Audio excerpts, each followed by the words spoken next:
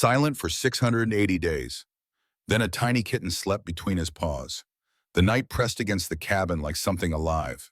Wind tore through the pines with a voice that sounded almost human, and branches scratched at the windows in rhythms that seemed deliberate, insistent. George stood at the glass, one weathered hand pressed against the cold pane, watching the darkness swallow the forest beyond. The trees bent and swayed, their silhouettes writhing against a sky that held no stars. November in Montana could be cruel, and tonight felt particularly unforgiving. He pulled the window shut with more force than necessary, the old frame groaning in protest. The sudden silence felt heavy, broken only by the whisper of wind finding its way through cracks in the timber. George turned toward the small bedroom, rubbing his arms against the chill that seemed to seep through his bones no matter how high he kept the fire. "Come to bed. It's getting cold," he called out, his voice rougher than he remembered it being. When had he gotten so old? The question surfaced unbidden, the way such thoughts often did in the empty hours. He waited for the familiar response, the soft padding of paws across the wooden floor, the weight of a small body landing on the bed. Nothing came. George frowned, moving through the cabin's 2 rooms with growing unease. He checked under the table, behind the armchair, in the bathroom. No cream-colored ball of fur, no green eyes reflecting lamplight. Milo, his voice carried an edge now. He returned to the bedroom, pulled back the quilted blanket he'd made with his late wife 20 years ago, as if the cat might somehow be hiding in the folds. The bed was empty, cold. That's when memory struck him with the force of a physical blow. Earlier, when he'd stepped onto the porch to bring in more firewood, the door had stood open for maybe 3 minutes. Long enough. More than long enough. No, no, no. The word became a prayer, a denial. George grabbed his flashlight from the kitchen drawer, his hands shaking so badly it took 3 tries. He threw on his heavy coat, not bothering with the buttons, and wrenched open the door. The wind hit him like a fist, stealing his breath. Rain had begun to fall, not the gentle spring rain that nourished the earth, but the cold, punishing rain of late autumn that felt like shards of ice. Within seconds, his face was numb, water running into his eyes and down his collar. "Milo." The wind swallowed his voice, threw it back at him. "Milo, come here, boy." The beam of his flashlight cut weak paths through the darkness, illuminating curtains of rain and little else. George stumbled down the porch steps, nearly losing his footing on the slick wood. The mountain path that led away from his cabin had turned to mud, treacherous and slippery. He'd walked this path 1,000 times, knew every root and stone, but tonight it felt alien, hostile. His boots sank into the muck with each step, branches whipped at his face, and he pushed them aside blindly, calling Milo's name until his throat felt raw. How far could a house cat go in 3 minutes? How fast? The questions tormented him as he climbed higher, the path growing steeper. His breath came in ragged gasps, his chest burning with the effort. At 73, his body wasn't built for this anymore. He slipped, one foot sliding out from under him. George threw out his arms for balance, the flashlight spinning from his grip and tumbling down the slope. He watched its beam cartwheel through the darkness before disappearing. For a moment, he knelt there in the mud and rain, listening to his heart hammer against his ribs, tasting copper and fear. "Please," he whispered to the uncaring night. "Please, I can't lose him too." 6 miles away, at the Mountain Haven Sanctuary, Marcus was making his final rounds of the evening. The conservation facility sprawled across 80 acres of protected forest, home to 23 rescued big cats and several other species that had been pulled from the illegal wildlife trade or saved from situations where they could no longer survive in the wild. Marcus had worked here for 7 years, and he knew every animal, every enclosure, every routine. He was checking the perimeter cameras when something caught his eye. A flash of movement in Sector 7, the restricted zone. He leaned closer to the monitor, adjusting the contrast. There shouldn't be anything in that area. That was Ghost territory, and Ghost didn't tolerate company. He rewound the footage, enhanced the image. His blood went cold. A cat. A small domestic cat, cream-colored, distinctly not a wild animal, was trotting along the fence line with the casual confidence of an animal that had no idea where it was. Marcus watched in horror as the cat found a gap near the drainage culvert, a space barely wide enough, a breach no one had noticed. The cat squeezed through. Oh God! Marcus was already running, grabbing his radio, calling for backup. We have a breach in Sector 7, domestic animal inside Ghost's enclosure. I need everyone now, Ghost. Of all the animals in the sanctuary, the female snow leopard was the most fragile, the most unpredictable. She'd been rescued 18 months ago from a trafficking operation in Nevada, pulled from a cage so small she couldn't turn around, kept in darkness, fed spoiled meat and dirty water. But the worst part, the part that broke everyone's heart, was what they discovered during her initial medical examination. She had been pregnant when captured. The stress, the conditions, the trauma had caused her to lose the entire litter. Since arriving at Mountain Haven, Ghost had been a phantom of herself. She wouldn't eat more than was necessary to survive. She ignored enrichment activities, toys, anything designed to stimulate her. She would lie in the furthest corner of her enclosure, staring at nothing, as if willing herself to disappear. Dr. Sarah Winters, the head veterinarian, had been beside herself with worry. Ghost was wasting away. Her beautiful coat had lost its luster. Her eyes were dull, and her weight had dropped to dangerous levels. Every attempt to help her had failed. She simply didn't want to live. And now there was a domestic cat in her territory. Marcus reached the enclosure at the same time as Sarah and two other staff members. They approached cautiously, flashlights cutting through the rain. The outdoor portion of Ghost's habitat included artificial rock formations, scattered trees, and a heated den structure. At night, she usually retreated into the den, but the cameras showed she was outside, near the eastern outcropping. "Do you see the cat?" Sarah whispered. Marcus scanned the area with night vision binoculars. He found Ghost first, her pale form ghostly in the green-tinted view. She was sitting upright, alert, staring at something. He adjusted focus, following her gaze. There, the cream-colored cat sat about 15 feet away, calmly grooming itself as if it had simply wandered into someone's backyard. It seemed utterly unaware of the apex predator watching it with unwavering attention. "We need to tranquilize Ghost and extract the cat," Marcus said urgently. "Now, before—" "Wait!" Sarah's hand shot out, gripping his arm. "Look at Ghost." They all looked. Ghost was moving, but not in the way they expected. She wasn't stalking, wasn't crouching in the predatory stance they'd seen 1,000 times. She was approaching slowly, her movements almost tentative. The cat looked up, finally seeming to notice the snow leopard. But instead of bolting, instead of hissing or arching its back, the cat simply sat there, tail wrapped around its paws, watching. Ghost stopped a few feet away. For a long moment, the two animals simply regarded each other.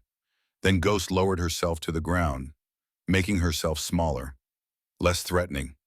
She made a sound, a soft chuffing noise that came from deep in her chest. Sarah felt tears spring to her eyes. "That's a maternal call," she breathed.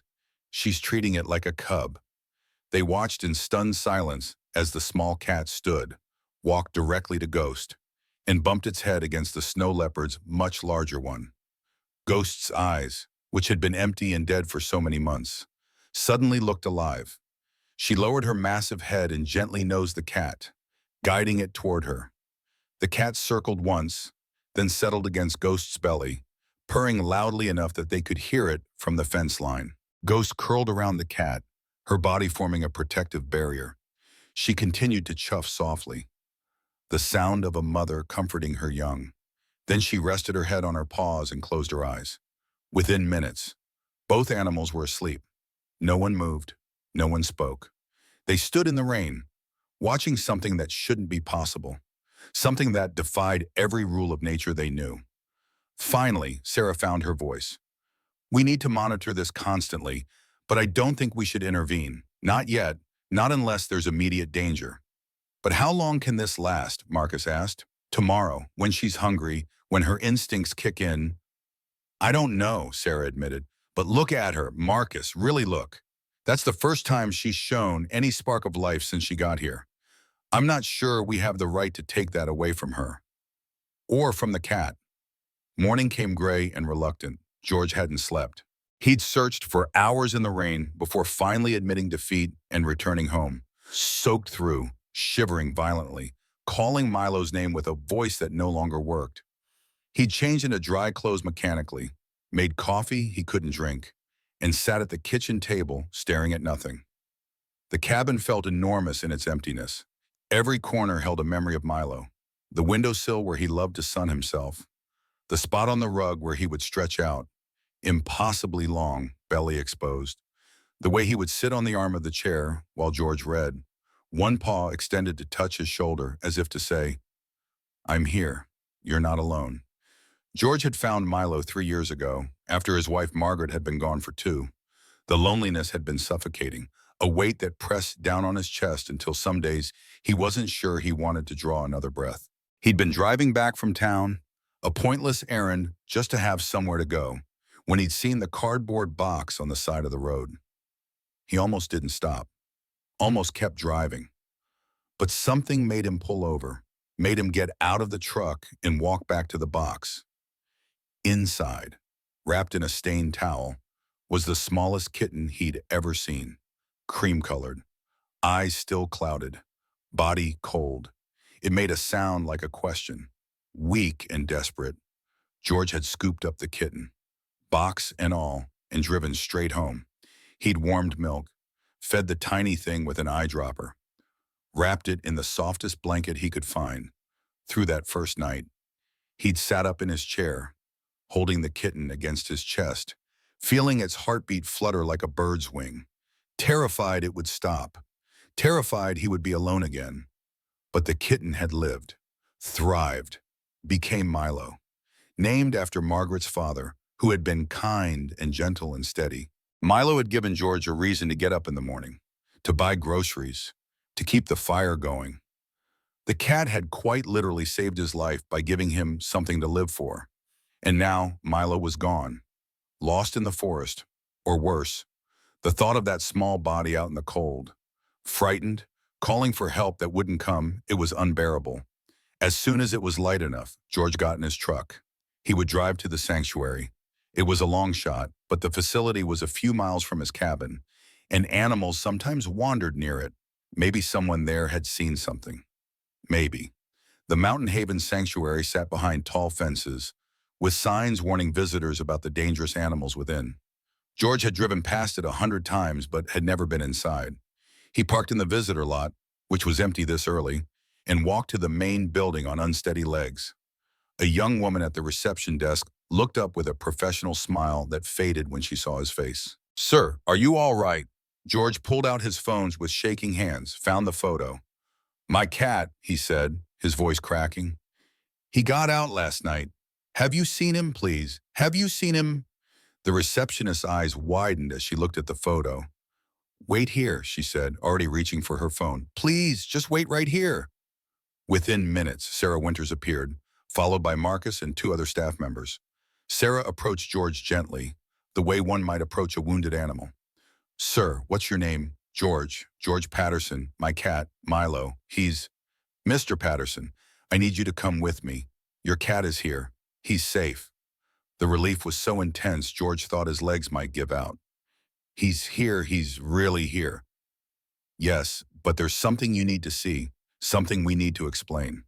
They led him to a monitoring room filled with screens showing various animal enclosures. Sarah pulled up footage from the night before, the timestamp showing 10:15 p.m. This is your cat, isn't it? George watched the small cream figure slip through a gap in the fence. Yes, that's Milo. Where did he go? Where is he?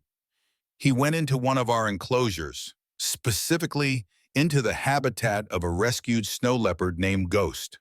Sarah paused, choosing her words carefully. Mr. Patterson, in any normal circumstance, a domestic cat entering a big cat's territory it would not end well, but this situation is anything but normal. She switched to a live feed. George leaned forward, squinting at the screen. At first, he couldn't process what he was seeing. There was a large pale cat, clearly a wild animal, lying on its side and curled against its belly, sleeping peacefully. was Milo. I don't understand, George whispered. Sarah explained Ghost's history, her trauma, her pregnancy loss, her decline. She's been dying inside, Mr. Patterson, refusing to engage with life. We were genuinely worried we were going to lose her. But last night, when your cat appeared, something changed. She's treating him like her cub. She's alive again. George watched the screen, saw the way Ghost's massive paw rested protectively over Milo, the way she would occasionally open one eye to check on him, the absolute peace on both their faces. We need to discuss what happens next, Marcus said quietly. Obviously, you want your cat back. We understand that. But we also need to consider Ghost. If we separate them now, after she's finally found something to live for, you think it would hurt her, George said. It wasn't a question. We think it might break her completely, Sarah admitted. But this is your pet, your companion. We have no right to ask you to give that up. We just needed you to see this, to understand the situation. George continued to stare at the screen. He thought about Milo, how the cat had saved him from drowning in grief, how Milo had been abandoned once already, left in a box to die, and George had given him a home, a life, love. The idea of giving that up felt like losing Margaret all over again. But he also thought about the snow leopard on the screen, about what Sarah had described. Ghost had been kept in darkness, in filth, had lost her babies to human cruelty. She'd given up on living, until Milo. The question formed slowly in his mind, and when he spoke, his voice was steady for the first time that morning. Can I see them in person? They took him to Ghost's enclosure, approaching the viewing area quietly. Through the reinforced glass, George could see them clearly now. Ghost was awake, watching as Milo, no longer sleeping, batted at a fallen leaf. But she wasn't just watching, she was engaged, alert, her eyes tracking every movement with what looked like concern and affection. When Milo wandered too close to the water feature, Ghost made a low sound and the cat immediately trotted back to her side. George pressed his hand against the glass. Milo, he said softly. The cat's ears swiveled at his voice, and for a moment George thought he would come running, would recognize him and want to come home. But Milo simply looked at him, then looked back at Ghost, and butted his head against her leg. The snow leopard leaned down and gently groomed the top of his head with her rough tongue. In that moment, George understood. Milo wasn't lost. He had found something George couldn't give him. And Ghost had found what humans couldn't provide, despite all their efforts and expertise. I need to think, George said. Can I come back tomorrow? Of course, Sarah said. Mr. Patterson, we know this is difficult. Take all the time you need. But George was already forming an idea, a possibility that felt both crazy and absolutely right. As he drove home, his mind raced. By the time he pulled it to his driveway, he knew what he was going to do. That evening, George returned to the sanctuary with the bag. Sarah met him at the entrance, surprised to see him back so soon. I'm not taking him home, George said before she could speak. At least, not the way you think, but I'm not leaving him either. If this is going to work, if Ghost and Milo are going to be together, then I need to be here too. I found that cat half dead and gave him a life. I'm not going to abandon him just because his life looks different than I planned. Mr. Patterson, I'm not sure what you're proposing. I'm proposing that I become part of this, however that works. I want to be involved in their care. I want to see Milo every day. If Ghost is going to be his mother, then I'm going to be, he paused, searching for the right word, part of their family, however that's possible. Sarah studied his face for a long moment. Come with me. She took him to the enclosure. It was late afternoon, the golden light slanting through the trees. She positioned him near the fence, where there was a flat stone that could serve as a seat. Just sit, she said. Let them get used to you being here. George sat through the fence. He could see Ghost and Milo resting under an artificial rock overhang. Ghost's eyes opened immediately, fixing on him with an intensity that made his breath catch. She rose smoothly to her feet, moving between Milo and the fence, protective. It's okay, girl, George said softly. I'm not here to take him. I just want to be near him. Is that all right? He reached into his bag and pulled out a worn paperback, one of the mysteries Margaret had loved.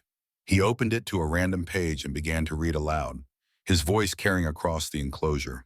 At first, Ghost remained tense, watchful, but gradually, as George continued to read, her posture relaxed. She settled back down, though she kept her eyes on him. Milo, curious about the familiar voice, took a few steps toward the fence. Ghost made a sound and Milo stopped, looking back at her. Some communication passed between them, and Milo returned to Ghost's side. George read for an hour, until his voice grew hoarse. When he finally closed the book, he was startled to see that Ghost had moved closer, drawn by the sound. She was only about 10 feet from the fence now, lying in a position where she could watch both him and Milo. Same time tomorrow, George asked. Though he wasn't sure who he was talking to, Ghost's ear twitched, which he decided to take as acknowledgement. Over the following days, a routine established itself. George would arrive in the afternoon and sit by the fence. He brought books, some of the same ones he'd read to Margaret during her final months in the hospital. He read poetry, novels, articles from National Geographic. His voice became a constant, a presence that Ghost began to associate with safety. On the fourth day, something remarkable happened. George was reading a passage about Montana's wilderness when Milo trotted right up to the fence. The gaps were too small for him to fit through. They'd reinforced that section immediately after the initial incident, but Milo could press his face close. He began to purr, loud and rumbling. "Hey, buddy," George whispered, pressing his fingers as close as he could. "I've missed you too." Ghost watched this interaction carefully. Then, to everyone's amazement, she stood and walked toward the fence as well. She didn't come as close as Milo, but close enough. She sat down, wrapped her tail around her paws, and simply observed. It wasn't aggression, it was assessment. She was trying to understand what this human meant to her adopted cub. George met her eyes. "Thank you," he said simply. "Thank you for taking care of him." Sarah, watching from a distance, felt tears stream down her face. Marcus stood beside her, equally moved. "I don't believe what I'm seeing," he murmured. "Believe it," Sarah said. "We're watching something unprecedented." George's routine expanded. He began bringing items from home, a blanket that smelled like his cabin, small cloth sachets filled with herbs from Margaret's old garden. He'd hang the sachets where Ghost could reach them if she chose. At first, she ignored them, but gradually, curiosity won. She would approach when George wasn't there, sniff the herbs, and eventually, she began to rub against them, to lie near them. The staff documented everything. Amazed. Winter arrived with its first serious snow in late November. The temperature dropped below freezing, and George showed up with an extra blanket, thick in wool. He pushed it through a feeder slot near the ground. Calling Milo's name, the cat came immediately, sniffing the blanket with obvious recognition. Then something magical happened. Milo grabbed a corner of the blanket in his teeth and began dragging it toward Ghost. Struggling with the weight, he'd pull a few inches, rest, pull again. It was clear what he wanted. Ghost watched this performance with what could only be described as amusement. Finally, she stood and walked over to the blanket. She sniffed it thoroughly, taking in George's scent, the smell of his cabin, the lingering aroma of wood smoke and coffee. Then she carefully picked up one corner in her mouth and helped Milo drag it to their sleeping spot under the overhang. She arranged the blanket with her paws, then settled on it, pulling Milo close. The cat burrowed against her, a cream-colored comma against her pale fur. Ghost looked toward the fence, toward George, and for the first time since her rescue, she made direct, meaningful eye contact with a human. She blinked slowly, deliberately, in the language of cats, domestic and wild.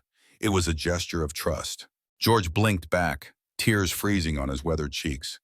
The breakthrough came on a brutally cold afternoon in December. George had arrived as usual, but he was moving stiffly, his arthritis flaring in the cold. As he settled onto his stone seat, his foot slipped on a patch of ice. He went down hard, crying out as pain shot through his hip.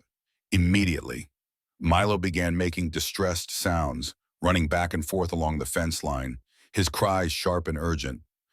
Ghost was on her feet instantly, Moving to where George had fallen, she paced, agitated, making low vocalizations that brought staff running. "I'm all right," George insisted, though he clearly wasn't. Marcus and another worker helped him up, supporting his weight. "Just bruised. I'm fine."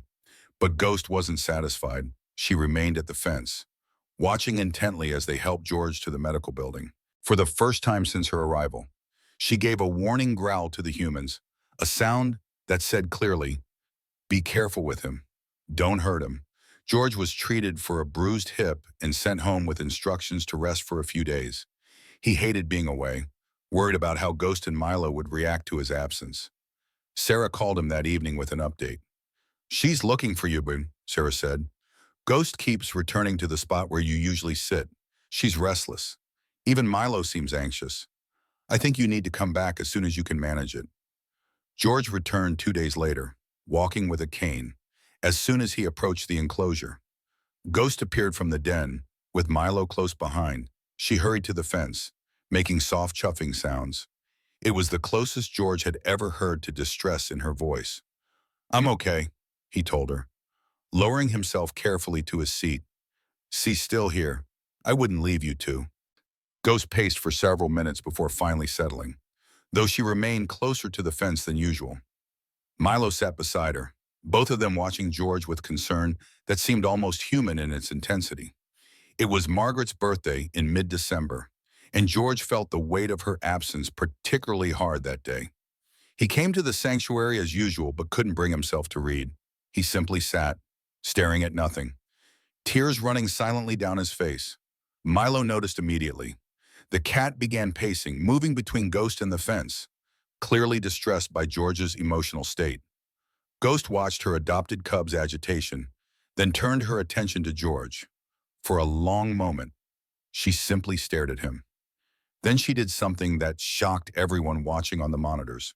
Ghost approached the fence, closer than she'd ever come, and she sat down directly across from George. She didn't make a sound. She simply sat there, a presence, a witness to his grief.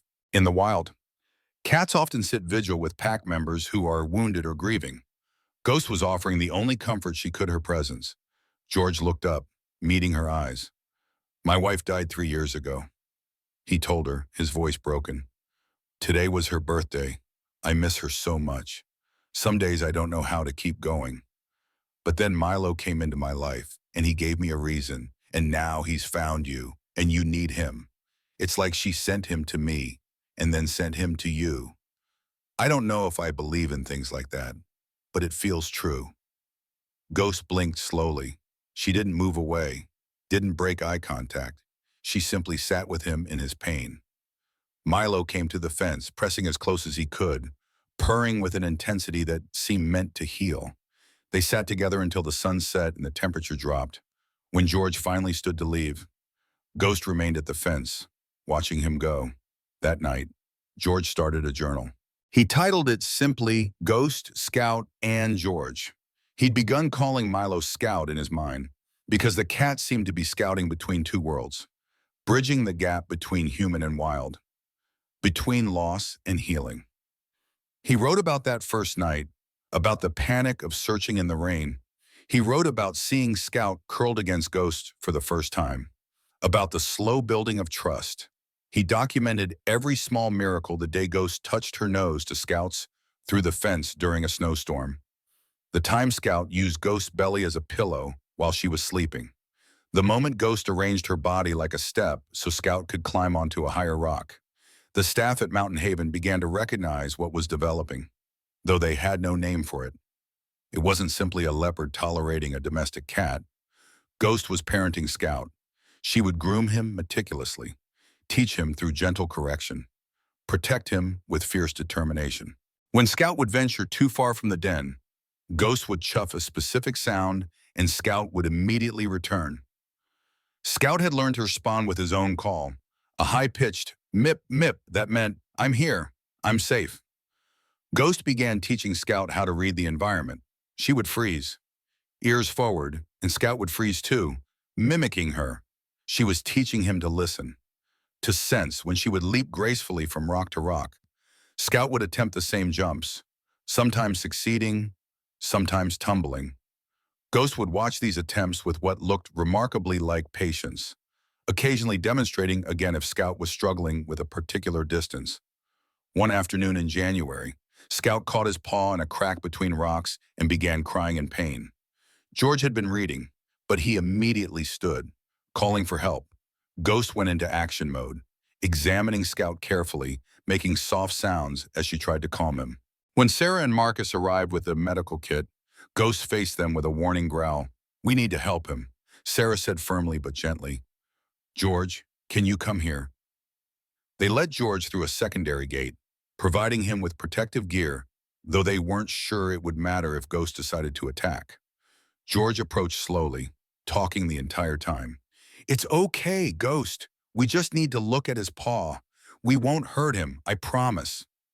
Ghost watched him come closer, her body tense, but when George knelt beside Scout, she didn't attack. She remained inches away, watching his every move, but she allowed it. Marcus, filming everything from outside the enclosure, couldn't believe what he was seeing. "No veterinarian has ever been allowed that close to her," he breathed. "She doesn't let anyone touch her, let alone something she cares about." George carefully examined Scout's paw. It was caught, but not broken. He worked gently to free it, murmuring reassurances. Scout cried out once when the paw came free, and Ghost immediately moved closer. But George said, "He's all right. See all better." He checked for breaks or cuts, found only minor scrapes, and slowly backed away. Ghost immediately pulled Scout close, grooming him frantically, checking him over with the thoroughness of a worried parent. George returned through the gate, his heart hammering. Sarah gripped his arm. "Do you understand what just happened? She trusted you with her cub. That's, that's beyond anything I've ever witnessed." February brought a blizzard that shut down most of Montana. Roads were impassable for 3 days. George couldn't reach the sanctuary, and he paced his cabin anxiously, worried about how Ghost and Scout would interpret his absence. When he finally made it back, he found Ghost in a state he'd never seen before. The staff had recorded the incident. The day after the blizzard, Scout had somehow gotten disoriented in the heavy snow and wandered into the far corner of the enclosure, an area with poor visibility. He'd started crying, unable to find his way back.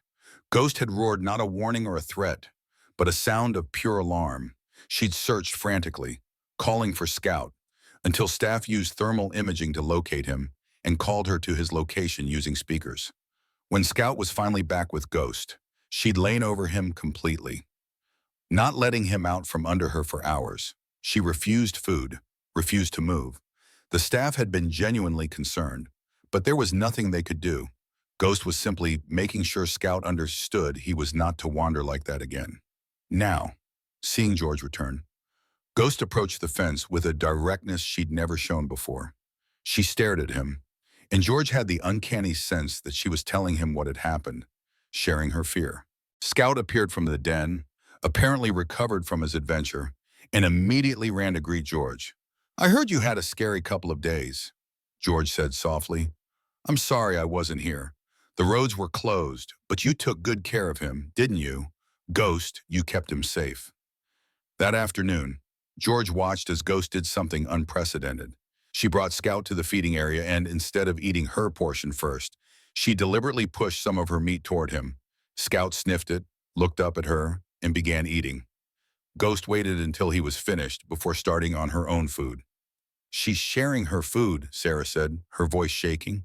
"That's explicitly maternal behavior. She's not just tolerating him. She truly believes he's her cub." As winter slowly began to release its grip, George noticed something else. Ghost had started responding to his voice even when he wasn't there. The sanctuary had begun playing recordings of George reading, using them as enrichment. Ghost would pace around the enclosure, searching for the source of the voice, occasionally making soft sounds as if trying to call him. On a warm day in early March, something extraordinary happened. George was sitting in his usual spot when Ghost approached the fence. She came closer than she ever had, until they were separated by only inches and chain link. Then she did something that made everyone watching hold their breath. Ghost pressed her massive head against the fence, pushing forward as if trying to get closer. George understood immediately. moving slowly, telegraphing every movement. He extended his hand until it was as close to her as the fence would allow. His fingers were nearly touching the fur on her forehead. "Hello, beautiful girl," he whispered. Ghost pressed harder against the fence, her eyes closing. George couldn't quite reach her. The gap was still too great, but the intention was clear. She was offering trust. She was saying, "You are part of this. You belong here too." George felt tears stream down his face. Sarah, watching from the monitoring station, was openly sobbing. Marcus had to turn away, overwhelmed from that day forward. The dynamic shifted subtly but unmistakably. Ghost no longer watched George with wariness. She watched him with something like recognition, belonging, family. Spring arrived properly in April, bringing green to the mountains and warmth to the days. George had been feeling under the weather, fighting a persistent cold that had settled into his chest. He'd pushed through it for a week, not wanting to miss his time with Ghost and Scout, but finally Sarah had insisted he stay home until he recovered. "They'll be fine for a few days," she assured him. "You need to rest." But Ghost wasn't fine. On the third day of George's absence, she became agitated, pacing constantly, barely eating. She kept returning to the spot where George usually sat, making distress calls. Scout, picking up on her anxiety, stayed close to her, trying to comfort her the way she normally comforted him. Sarah called George. "You need to come back, even if you just stay for 30 minutes. She thinks something's happened to you." George drove to the sanctuary, still feverish but unable to stay away knowing Ghost was distressed. The moment he appeared at the fence line, Ghost rushed forward. She didn't stop at her usual distance. She came right to the barrier and made a sound George had never heard from her before, a soft, complex vocalization that seemed to contain worry, relief, and reprimand all at once. "I'm sorry," George said, his voice raspy. "I was sick, but I'm okay. See, I'm still here." Ghost paced along the fence, agitated. Then she did something that brought the entire staff running. She ran out to the middle of the enclosure, gave a soft chuff, then ran back to the fence, then out and back again. She was playing. For the first time since her rescue, Ghost was exhibiting play behavior, and she was directing it at George. "I think she's scolding you," Marcus said with wonder in his voice. "She's playing, but she's also letting you know she was worried." George laughed, which turned into coughing.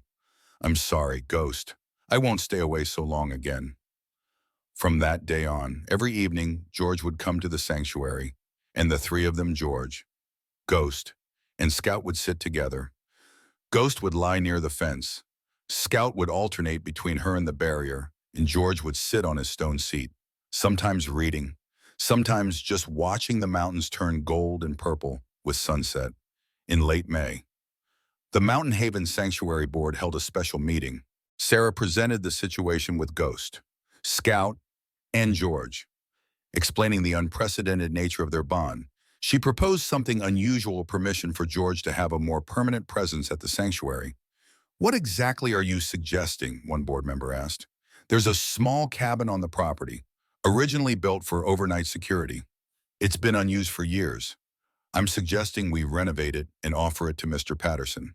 He could live here, be near Ghost and Scout full time. And actually, his presence has been beneficial for other animals too.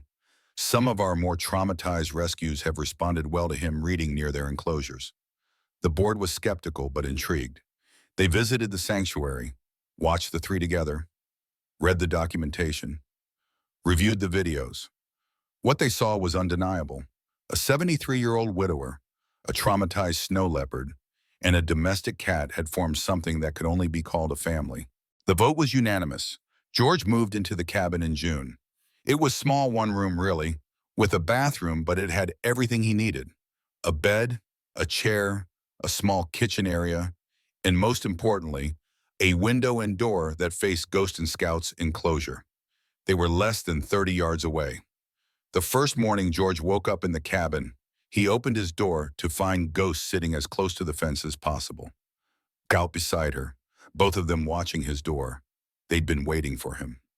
"Good morning," George called, laughing. "Give me a few minutes for coffee, and I'll be right there." The summer passed in a gentle rhythm. George would spend his mornings with Ghost and Scout, his afternoons helping around the sanctuary, and his evenings back with them, reading or simply sitting. He began bringing the blanket, the one he'd first given them, back and forth between the cabin and the enclosure. It became a shared object, carrying sense from both worlds. Ghost grew stronger, healthier. Her weight returned to normal. Her coat regained its luster. She played regularly now, teaching Scout elaborate stalking games, chasing him around the enclosure with careful gentleness. Scout, for his part, was growing into a confident young cat, no longer the frightened kitten who'd stumbled into a snow leopard's territory. But he never ventured far from Ghost. She was his anchor, his safety, and George, who had been slowly disappearing into grief and isolation, found himself part of something larger. The other sanctuary workers sought his company. Volunteers wanted to hear his stories. Children on tours would ask about the man who lives with the snow leopard, and he'd explain, carefully, about family and healing and unexpected love. One evening in September, a professional photographer came to the sanctuary, commissioned to document the animals for a fundraising campaign. She spent hours capturing images, but the photograph that would eventually define her career was almost accidental. She'd been walking past Ghost's enclosure at sunset when she saw them, George sitting in his chair reading, Scout curled in his lap, having somehow made his way through an open feeding door, and Ghost lying as close to the fence as possible, her head on her paws, watching them both with an expression of absolute contentment. The photographer captured the moment. The light was golden, everything soft-focused except for the three subjects. When the image was developed and shown to the sanctuary board, there wasn't a dry eye in the room. "That needs to be our primary fundraising image," the board president said firmly. "But more than that, it needs a caption." After much discussion, they settled on something simple. "Family is chosen, not born." The photograph went viral. News outlets picked up the story. Donations poured in. But George, Ghost, and Scout remained largely unaware of the attention. Their days continued in the rhythm they'd established. Wake, greet each other, spend the day in quiet companionship, watch the sunset together. Years passed. Scout grew from a kitten to a mature cat, but he never outgrew his bond with Ghost. Every night, without fail, he would curl against her, seeking the warmth and security he had found that first night. Ghost, defying the expectations of her veterinarians, lived far longer than anyone predicted. They attributed her longevity to happiness, to purpose, to having something to live for. George's hair went completely white, and he moved a bit slower, but his eyes remained bright. Visitors to the sanctuary would sometimes see him sitting by the fence, Scout in his lap, both of them watching Ghost with expressions of complete peace. On a mild morning in early spring, several years after that first night, a conservation worker named Jenny, who'd been hired long after the story began, stood watching them. George was reading poetry, his voice carrying across the enclosure. Ghost lay nearby, eyes half closed, listening. Scout was sprawled across a sun-warmed rock, occasionally flicking his tail. "How long have they been like this?" Jenny's supervisor, Marcus, came to stand beside her. "Since the day they found each other," Marcus said. "Ghost doesn't stare into the distance anymore. Scout doesn't wander lost. And George," he paused, watching the old man, "George isn't lonely anymore. None of them have to suffer alone." That afternoon, George brought a special treat, catnip, for Scout and for Ghost, an enrichment box filled with spices and scents she loved. He watched as Scout rolled in the catnip with abandon, becoming ridiculously goofy, and Ghost watched too, with what could only be called maternal amusement. Then she investigated her own box, rubbing against it, making sounds of contentment.